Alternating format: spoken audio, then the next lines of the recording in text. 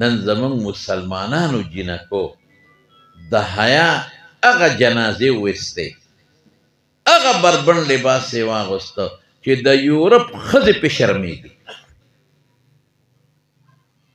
نن د یورپ ښځې چې زمونږ دې ته ګوري نو خاندي، حیا ورځوي دې ته کتې نه شو.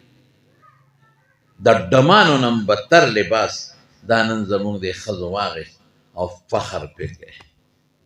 د کراچۍ ته تلم دې مخکې ورځو کې، هلته علما را سره و، یو عالم هسې طنز غوندې وکړه په بل ملګري، د هغه د بناتو مدرسه وه، نو ده پې هسې طنز غوندې وکړه، یاره وایي دلته خو په هره کوڅه کې یو دوه جنکو مدرسې. ما یې دا لږې چې په هره کوڅه کې 10 جوړې شي هم کمې دي.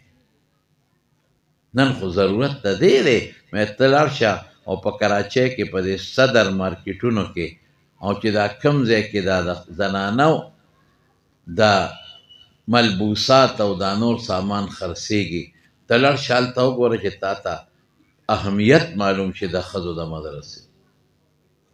نن خو ښځې بربنډې شوې.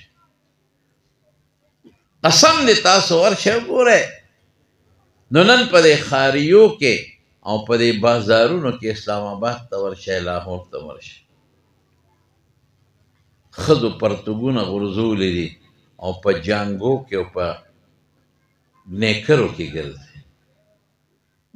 ښځو کمیسونه غورځولي دي او په بنینونو کې ګرځي، او که کمیسونه دیم هغه داسې دي ناري چې دننه ټول وجود پکې ښکاري، لستوڼې نشته د کمیس، مټې ښکاري، لاندې ساښې ښکاري، خپې مکمل ښکاري.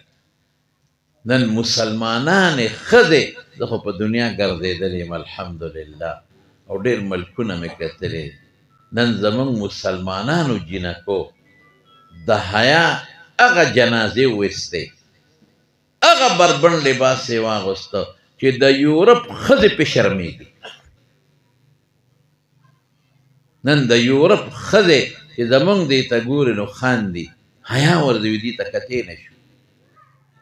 د ډمانو نه بدتر لباس دا نن زمونږ دې ښځو واغېست او فخر پې کوي.